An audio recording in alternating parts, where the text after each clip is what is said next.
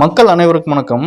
அதாவதுங்க, இப்போ ஒருத்தர் ஒரு படம் பார்க்குறாங்க அப்படின்னா, அந்த படத்துல என்னென்ன மைனஸ் இருக்கு, என்னென்ன ப்ளஸ் இருக்கு, அந்த படம் ஏன் நல்லா இல்ல அப்படிங்கிற ரீசனை சொல்லுவாங்க. அதே மாதிரி பார்த்தீங்கன்னா, இந்த படத்துல எதெல்லாம் நல்லா இருக்கு, இந்த படம் ஓடாம போயிடுமா, இல்லை போகாதா அப்படிங்கிற அவங்களோட ஒப்பீனியன் சொல்லுவாங்க. ஆனா இந்த விஜய் ரசிகர்கள் என்ன பண்றாங்க, ஆ ஊனா தங்களுக்கு இருக்கக்கூடிய அந்த வன்மத்தை கொட்டு கொட்டுன்னு கொட்டுறாங்க. எல்லாரும் சரி, நானும் பார்த்துட்டு அந்த ரிவ்யூஸ் எல்லாமே நிறைய பார்த்தேன். அந்த சோசியல் மீடியாவில் வரக்கூடிய ரிவ்யூஸில் எல்லாத்துலேயும் பார்த்தீங்கன்னா விஜய் ரசிகர்கள் தான், ஃபுல் அண்ட் ஃபுல்லு விஜய் ரசிகர்கள் தான் கவர் பண்ணுறாங்க எல்லாருமே.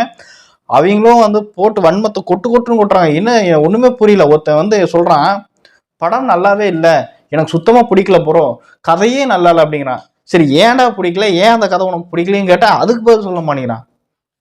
கதை நல்லா இல்லைங்க, எனக்கு பிடிக்கல. அதான்டா, ஏன்னா அந்த கதை நல்லா இல்லை, சரி நல்லா இல்லைங்கிற அதுக்கு ஒன்று ரீசனையாக சொல்கிறா, எதனால நல்லா இல்லை, எதனால உனக்கு பிடிக்கல அப்படிங்கிற ரீசனையாக சொல்கிறா அப்படின்னு எல்லாரும் கேட்குறாங்க. ஆனால் சொல்லவே மாட்டேங்கிறான். அதே மாதிரி பார்த்தீங்கன்னா, இந்த பிரபலமான யூடியூபர்ஸ் எல்லாம் இருக்கானுங்க, மூவி ரிவ்யூ சொல்கிறதுக்குன்னே தனியாக ஒரு பிரபலமான யூடியூபர்ஸ் எல்லாம் இருக்கானுங்க. அவங்க என்ன பண்ணுறானுங்கன்னா, படத்தில் இருக்கக்கூடிய மைனஸை சொல்லுவான், ப்ளஸ்ஸை சொல்லுவான். நம்ம படம் பார்க்கும்போது நமக்கு ஒரு உணர்வு ஏற்பட்டிருக்கும். அந்த உணர்வை அவனும் ஃபீல் பண்ணியிருப்பானா அப்படிங்கிறக்காகவே நம்ம பார்க்குறோம். ஆனால் அவன் என்ன பண்ணுறான், அதை சொல்ல மாட்டேங்கிறான். அந்த படத்தை பற்றி எந்த அளவுக்கு கழுவி ஊற்ற முடியுமோ அந்த அளவுக்கு கழுவி ஊற்றுறாங்க. அந்த அளவுக்கு கேவலமாக பேசுகிறானுங்க. அந்த டைரக்டரை கேவலமாக பேசுகிறானுங்க.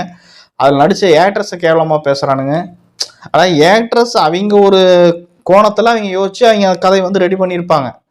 ஸோ இந்த பர்ஸ்பெக்டிவ்ல பார்க்கும்போது அவங்களுக்கு அது சரியாக தெரிஞ்சிருக்கும். நமக்கு அது சரியாக தெரியல. அப்போ அதை நம்ம அந்த இடத்துல பொட்டன்ஷியலாக அவங்களுக்கு நம்ம மென்ஷன் பண்ணி இந்த மாதிரியான இடத்துல இப்படி இருக்கப்பா, இப்படி பண்ணு தப்பப்பா அப்படிங்கும்போது சரி, அந்த டைரக்டர் சரி அடுத்த படங்கள்லாம் அது வராமல் பார்த்துப்பா. இப்படி அதை பண்ண மாட்டேங்கிறாங்க. கழுவி கழுவி ஊற்ற, அதை எப்படி சொல்கிறது, அது அந்த ப்ளூ சட்டை மாறன்லாம் அவர் ரிவ்யூ கொடுத்தாரு பாருங்க. படத்தை பார்த்துட்டு தான் ரிவ்யூ கொடுத்தாரா இல்லை படத்தை பார்க்காம ரிவ்யூ கொடுத்தாரா அப்படிங்கிறத கண்டுபிடிக்க முடியல.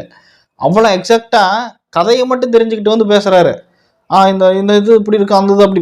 சரி, ப்ளூ சட்டை மாறன் பரவாயில்ல, விடுங்க, அவரை பற்றி நமக்கு தெரியும். இன்னொருத்தர் இருக்காரு, கருப்பு சட்டை போட்டு ரிவ்யூ கொடுக்குறவர். அவர் என்ன பண்ணுறாரு, எந்த படம் ரிலீஸ் ஆனாலும் சரிங்க, அவருக்கு யாரை பிடிக்குமோ அவர் நடித்த அந்த திரைப்படத்தை பற்றி மட்டும் நல்லதாக பேசிட்டு மீது எந்த திரைப்படம் வந்தாலும் அது மோசமாகவே தான் பேசுகிறாங்க. என்னதான் பண்ணுறது எனக்கு புரியல. சரி, ஓகே, இவரை விட்டுருங்க. இந்த பாண்டா கரட்னு ஒருத்தர் இருப்பார், பிரசாந்த். அவரு நானும் பாட்டேன், வாரிசு படம் நல்லா இருக்குதாமா, அண்ணாத்த படம் நல்லா இல்லைன்னு அப்படி, லியோ திரைப்படம் சூப்பர் அப்படிங்கிற அப்படி, ஆனால் கூலி திரைப்படம் நல்லா இல்லையா.